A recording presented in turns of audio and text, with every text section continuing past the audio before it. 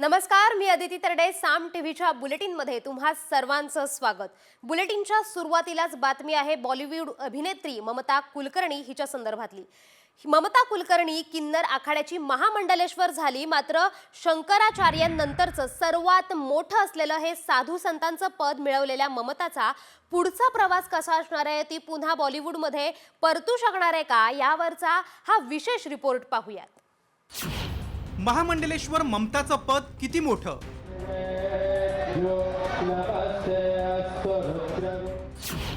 महामंडलेश्वर पदाचे अधिकार काय?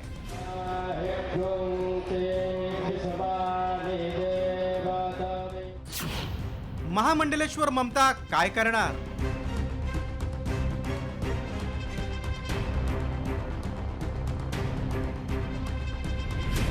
नव्वदच्या दशकातील आघाडीची अभिनेत्री ममता कुलकर्णी हिची कारकीर्द तशी वादग्रस्तच होती.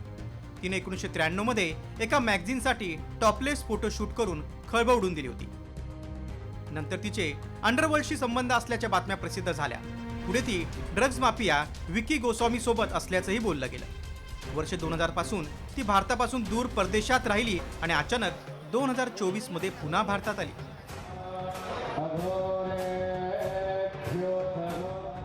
आता तिनं संन्यास घेतल्यानं ती पुन्हा चर्चेत आली. ममता कुलकर्णीचा 24 तासातील संन्याशी ते महामंडलेश्वरचा प्रवास धक्कादायक आहे. तिनं गुरुदक्षिणा जुना आखाड्यातून घेतली आणि महामंडलेश्वर किन्नर आखाड्यातून झाली. त्यामुळेच ममताला देण्यात आलेली ही उपाधी नेमकी काय, त्याला धर्मशास्त्रात किती महत्व आहे ते पाहूया. सनातन धर्मामध्ये सर्वात मोठे महंत शंकराचार्य. शंकराचार्यानंतर महामंडलेश्वर श्रेष्ठ. साधू संतांच्या 13 आखाड्यात महामंडलेश्वरचं पद आहे. आखाड्यांमध्ये महामंडलेश्वराचं पद सर्वात मोठं आहे. महामंडलेश्वरानं प्रामुख्यानं धार्मिक आध्यात्मिक मार्गदर्शन करणं आवश्यक असतं. हे खूप सन्मानाचं आणि अत्यंत जबाबदारीचं पद आहे. या पदावरती यथायोग्य माणूसच नेमला जातो असं आजपर्यंतचा इतिहास आपल्याला सांगतो. दरम्यान महामंडलेश्वर होण्याचा प्रवासही तितकाच कठीण असतो, त्यागानं भरलेला असतो. यातील टप्पे कसे असतात ते पाहूया. व्यक्तीच्या खाजगी आयुष्याची माहितीची तपासणी केली जाते. संबंधित आखाड्यातील पोलीस ठाण्याच्या अधिकाऱ्यांकडून इच्छुक व्यक्तीची चौकशी केली जाते. आखाड्याचे सचिव पंचायतीकडून पुन्हा तपास केला जातो. इच्छुक व्यक्तीचे गुन्हेगारीशी संबंध आहेत का याची तपासणी होते. महामंडलेश्वर झाल्यानंतर अनेक नियमांचं पालन करणं बंधनकारक आहे. कोणताही नियम तोडल्यास मोठी कारवाई किंवा महामंडलेश्वर पदावरून हकालपट्टी होऊ शकते. मुळात वादग्रस्त इतिहास असलेल्या ममतानं किन्नर आखाड्यातून महामंडलेश्वर होण्याचं का ठरवलं, यावरून बरीच चर्चाही झाली. मात्र त्यामागची काही कारणं आहेत. महामंडलेश्वर पदासाठी किन्नर आखाड्याचे नियम थोडे शिथिल आहेत. महामंडलेश्वर बनल्यानंतरही कुटुंब आणि व्यवसायाला परवानगी आहे. इतर 13 आखाड्यांसारखे कठोर व्रत आणि साधना करण्याची आवश्यकता नाही. ममत्यानं संन्यास घेतला असला तरी तिनं किन्नर आखाड्याचं महामंडलेश्वर पद निवडलंय. त्यामुळे ममता पुन्हा बॉलिवूडमध्ये दिसल्यास नवल वाटायला नको. ब्युरो रिपोर्ट, साम टीव्ही. किन्नर आखाड्याच्या महामंडलेश्वर पदावरून ममता कुलकर्णीची हकालपट्टी करण्यात आली आहे. त्याची नेमकी कारणं काय आहेत, ममतामुळे आणखी कोणत्या महामंडलेश्वरला पदावरून हटवण्यात आलंय, त्यावरचा हा स्पेशल रिपोर्ट पाहूया. ममताची महामंडलेश्वर पदावरून हकालपट्टी.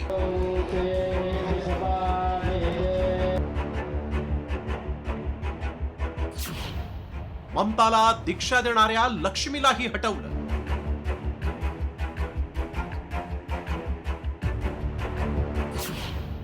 संन्यासी ममता पुन्हा बॉलिवूडमध्ये परतणार.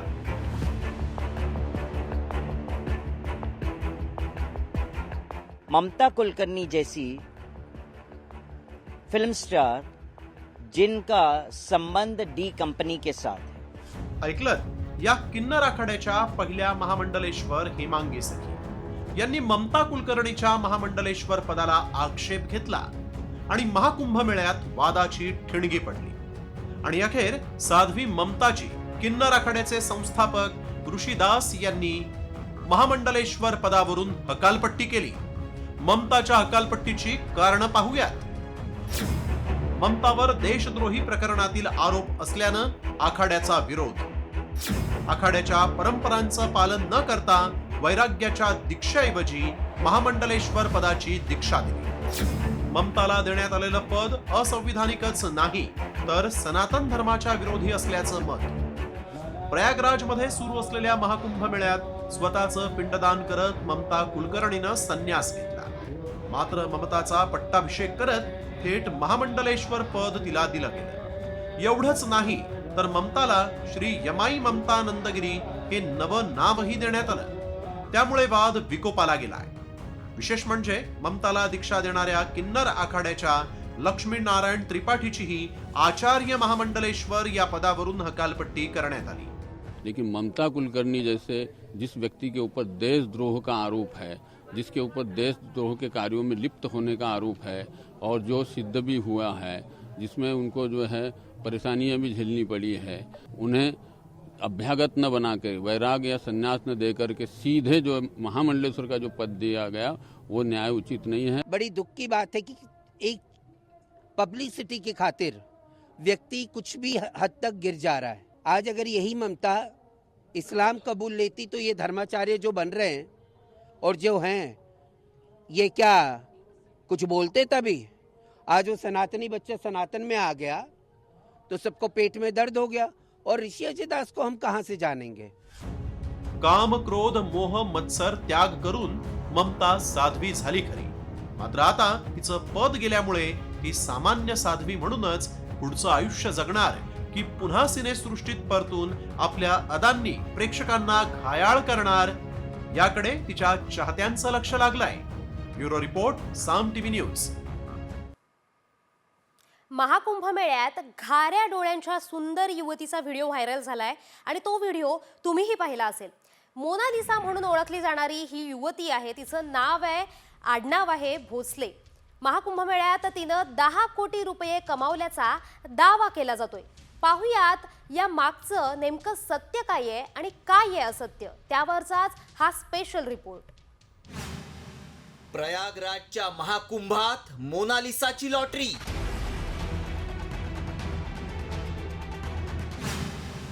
10 दिवसात 10 कोटींची कमाई.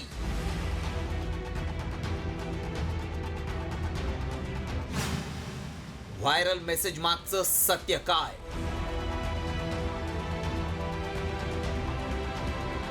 प्रयागराजच्या महाकुंभात सुंदर डोळे आणि सौंदर्यामुळे चर्चेत आलेली मोनालिसा भोसले सोशल मीडियात चांगलीच व्हायरल होतीये. आता तर मोनालिसानं कुंभमेळ्यात माळा विकून कोट्यवधी रुपये कमावल्याचा दावा केला जातोय. कोण आहे ही मोनालिसा भोसले? ती महाराष्ट्रातली आहे का? तिनं खरंच कुंभमेळ्यात रगड पैसा कमावलाय का, असा सवाल आता विचारला जातोय.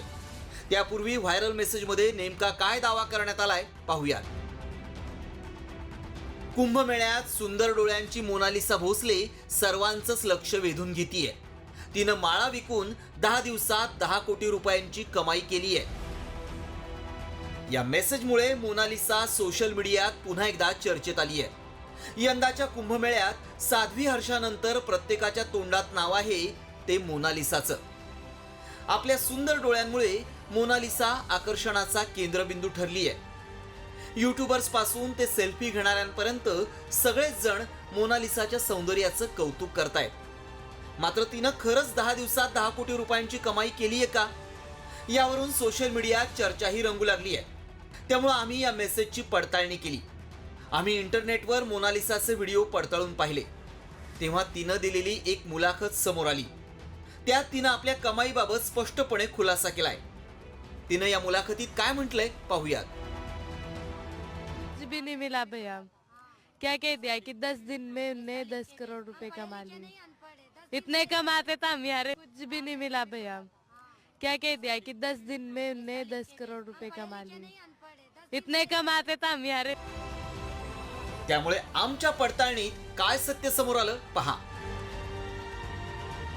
कुंभमेळ्यात माळा विकणाऱ्या मोनालिसा भोसलेनं 10 दिवसात 10 कोटी रुपये कमावलेले नाहीत. मोनालिसाचं खरं नाव मोनी असं आहे. भावाच्या शिक्षणासाठी तिला शाळा सोडावी लागली. माळा विकणं हा तिचा परंपरागत व्यवसाय आहे. मोनालिसा इंदूरची रहिवासी आहे. तिचं मूळ महाराष्ट्रातलं आहे का हे स्पष्ट होऊ शकलेलं नाही. त्यामुळं आमच्या पडताळणीत मोनालिसानं 10 दिवसात 10 कोटी रुपयांची कमाई केल्याचा दावा असत्य ठरलाय. इतक्या कमी वेळात कुणीही इतके पैसे कमावू शकत नाही. केवळ तिच्या लोकप्रियतेचा फायदा घेऊन काही जण दिशाभूल करण्यासाठी असे मेसेज व्हायरल करतायत. तुम्ही अशा मेसेजवर विश्वास ठेवू नका. ब्युरो रिपोर्ट, साम टीव्ही न्यूज.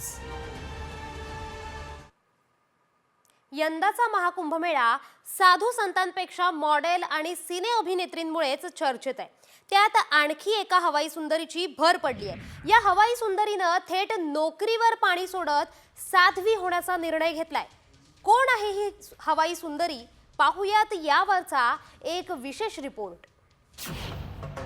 हवाई सुंदरी होणार साध्वी. महाकुंभमेळ्यात घेणार दीक्षा. लाखो रुपयाच्या पगाराच्या नोकरीचा करणार त्याग.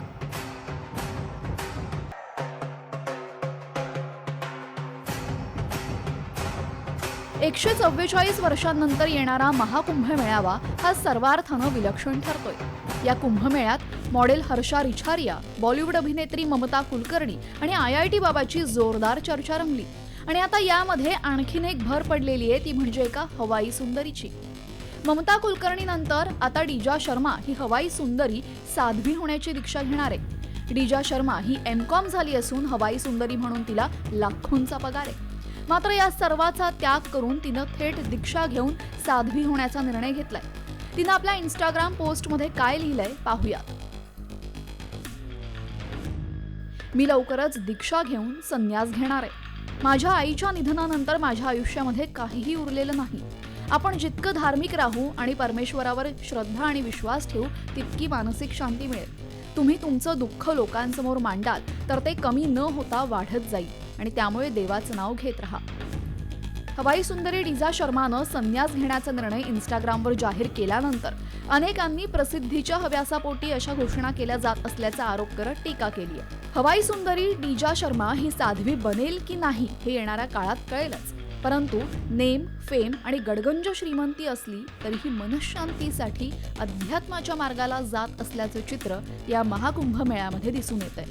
ब्युरो रिपोर्ट, साम टीव्ही. महाकुंभ मेळ्यात शाहरुख खान गेलाय. शाहरुखनं महाकुंभात स्नान केलंय असा दावा करणारा मेसेज आणि त्याचे फोटोही व्हायरल केले जात आहेत. भगवं वस्त्र परिधान केल्याचे फोटो दिसतायत. मात्र खरंच शाहरुख महाकुंभात गेला होता का याची आम्ही पडताळणी केली आणि त्यावेळी काय सत्य समोर आलंय पाहूयात. महाकुंभ मेळ्यात शाहरुख खान.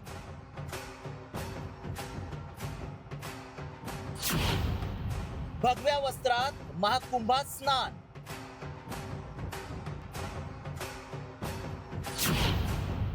व्हायरल फोटो मागचं सत्य काय? बॉलिवूड अभिनेता शाहरुख खान महाकुंभ मेळ्यात भगवं वस्त्र परिधान करून पोहोचलाय. त्याचे काही फोटोही शेअर करण्यात आले असून रेसलर सोबत शाहरुख खान महाकुंभात स्नान करण्यासाठी गेल्याचा दावा करण्यात आलाय. मात्र खरंच शाहरुख खान भगवं वस्त्र परिधान करून महाकुंभ मेळ्यात गेलाय का? काय आहे या फोटो मागचं सत्य? याची माहिती जाणून घेण्यासाठी आमच्या टीमनं पडताळणी सुरू केली. त्याआधी मेसेजमध्ये काय दावा केलाय पाहूयात. प्रयागराजच्या महाकुंभ मेळ्यात अमेरिकी रेसलर्स रोमन रेस आणि रोंडा रावजी सोबत भगवं वस्त्र परिधान करून शाहरुख खान सहभागी झालाय. त्यानं त्याचे फोटोही शेअर केलेत. हा मेसेज आणि फोटो व्हायरल होत असल्यानं आम्ही याची पडताळणी सुरू केली. प्रयागराजमध्ये गंगा, यमुना आणि सरस्वती या नद्यांच्या संगमावर महाकुंभ होतोय. आतापर्यंत कोट्यवधींच्या संख्येनं भाविक कुंभमेळ्यात सहभागी झालेत. सगळ्यात मोठं कुंभ असून 144 वर्षांनंतर इथं आयोजन होत असल्याचं म्हटलंय.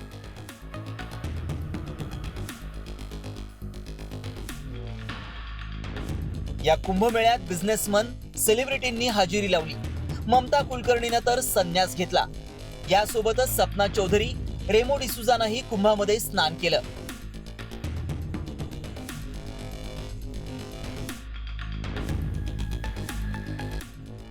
मात्र शाहरुख खान महाकुंभात गेल्याचं कुठेही दिसलं नाही. तशी त्याच्या सोशल मीडिया प्लॅटफॉर्मवर देखील माहिती नाही. त्यामुळं आम्ही या फोटोची पडताळणी केली. त्यावेळी काय सत्य समोर आलं पाहूयात.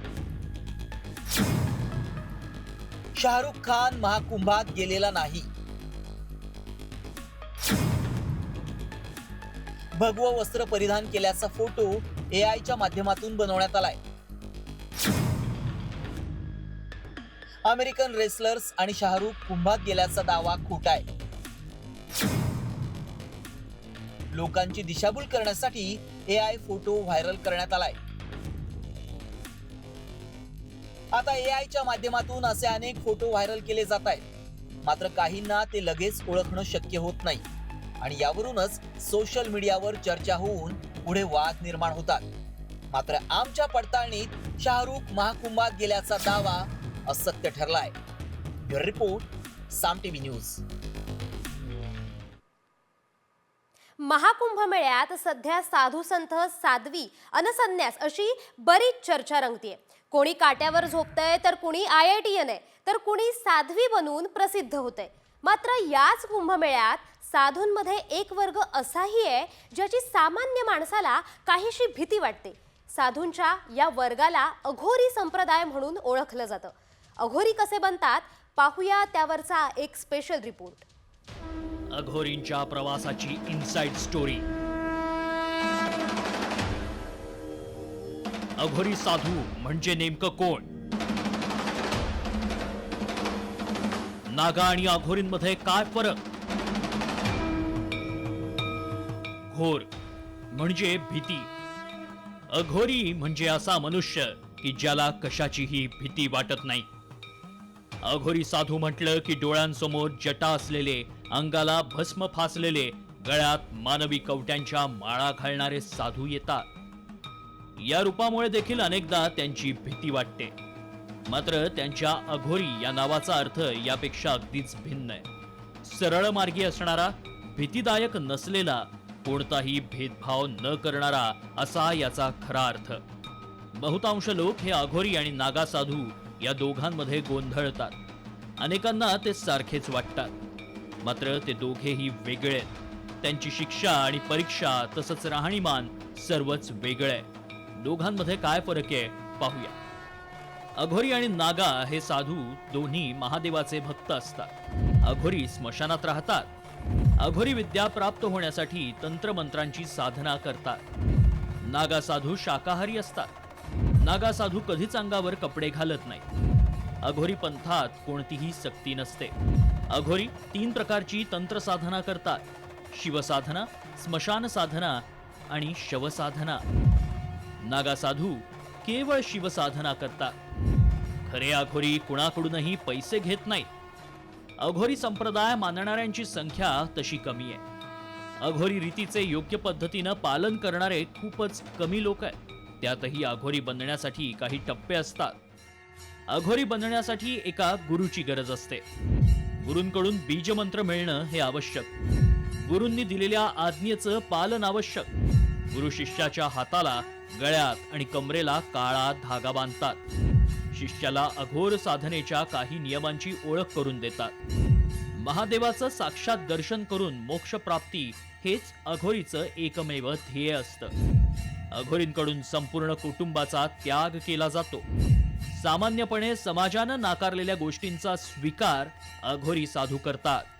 अघोरींचं वास्तव्य स्मशानात असतं. मानवी मृतदेहाच्या मांसाचं भक्षण, कवटीचा वापर पात्राप्रमाणे करून त्यातून ते अन्नग्रहण करतात. अघोरी साधू हे मान, अपमान, मोह, माया, मत्सर, काम, ईर्षा, प्रेम, द्वेष या सगळ्या भावनांच्या पलीकडे गेलेले असतात. एकूणच काय तर ते वैरागी असतात. महादेवांप्रमाणेच स्मशानातील भस्म ते शरीराला फासतात. यंदाचा कुंभमेळा हा अनेक अर्थांनी खास आहे. कुठे मॉडेल साध्वी तर कुठे अभिनेत्रीला दीक्षा दिल्यानं वाद उफाळतायत. मात्र या सगळ्यात मुख्य प्रवाहापासून अलिप्त राहून अघोरी साधू साधनेत लीन असल्याचंही दिसतं. भारतीय संस्कृतीचं हेच वैविध्य आहे. ब्युरो रिपोर्ट, साम टीव्ही.